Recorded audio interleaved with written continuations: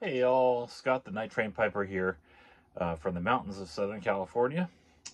And today I'm just going to share a ramble that me and my wife took over the weekend in a place called the Big Morongo Canyon Preserve. I'll tell you more about it during the video.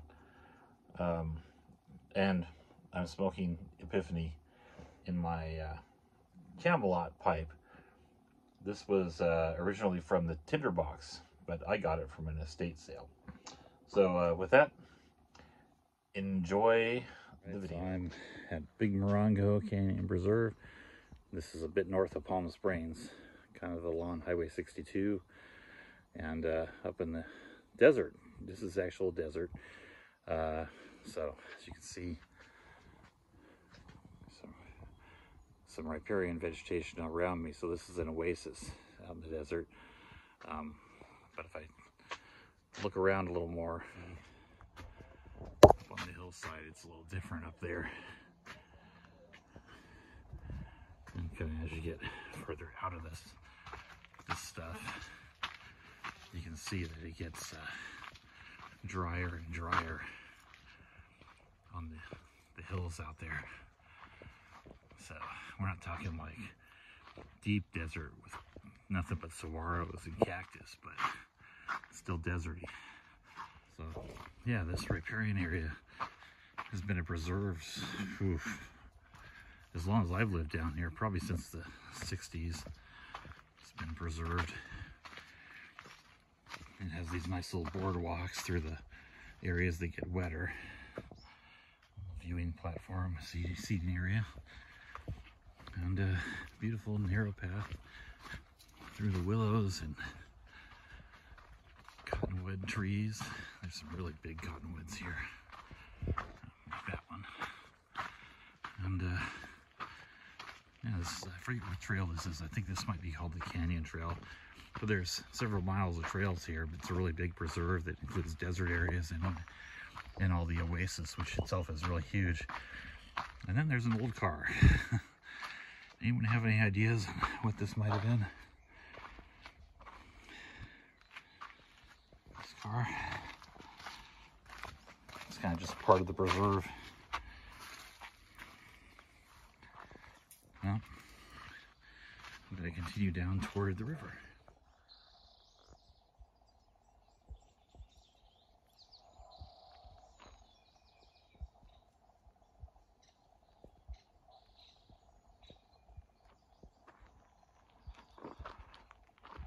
So this is where the river drops down through a narrow sort of slot-ish canyon from the oasis area. And you can see again the contrast on the right, the really dry slopes, desert habitat, very pure desert habitat up there. There's a yucca, and then hills, the surrounding hills, the same thing, but then you've got this sort of lush riparian habitat down the middle. And I think you can follow this for about 9 miles. I'm going to be turning back soon. I hear water over there, but it's probably no more than a trickle down in the stream right now. It runs pretty good. In fact, there was so much water in a big tropical storm we had that came up from the Gulf last year that it ruined some of the trails, some of the boardwalk trails. There's a palm tree. Palm trees, some of them are native, some aren't in this area. I think these are native ones. This is a Mexican fan palm. So kind of cool. All right, so now I'm walking along the edge. I wanted to show off a different kind of habitat. This is the edge of the sort of cottonwoods and willows, and this is includes there's a different kind of riparian habitat here called mesquite woodland. Mesquite, you can see, and you hear about it being used to flavor meat sometimes, and as a spice. This is one of the kinds. It's called honey mesquite. It's very common in the desert. walk in the mesquite woodland. It gets really thick here, so do a walk through the woodland. We're down in the mesquite woodland, commonly known as a mesquite bosque. This wood is very hard, but it's a very important desert plant. And they lose all their leaves in the winter, but as you can see, they green up nicely in the spring and summer and provide a lot of habitat, a lot of forage. There's a lot of insects in here and food of all sorts for different bird species. And these plants are incredibly drought tolerant. They need hardly any water at all, but just a little bit. There's some plants in the desert that just almost need no water, but these need a little more than that. Still not much. I'm on the edge of the mesquite bosque, and we're going to be going back down into it here in a second. But I wanted to show this plant. This is an important plant in the California deserts. This is called creosote bush. You can see it's in flower right now. The flowers last for a few weeks is all. And then they have these little fuzzy seed heads like that come out.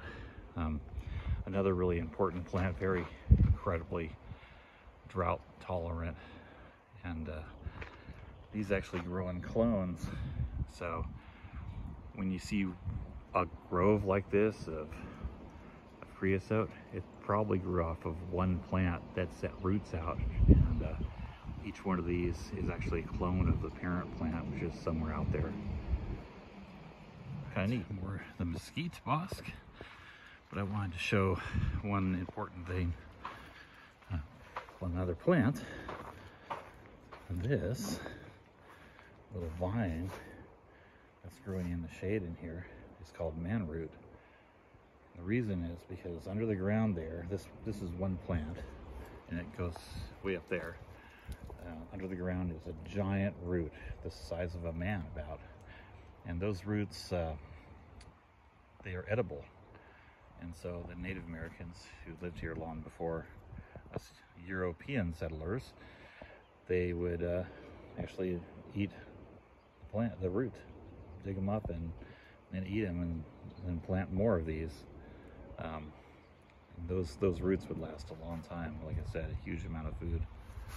All right, continuing through the bosque. All right, and now I'm out of the mesquite, walking along this boardwalk, which leads back to the parking area.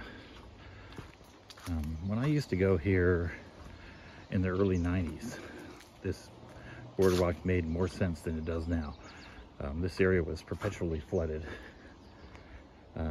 It gets flooded now and then, but it's a lot drier than it used to be. I think there's been groundwater pumping, more of that as more people have moved into the area, and that's affected it, but I'm not sure of all the factors. So yeah, it's still a nice walkway that takes you through the woodland area here.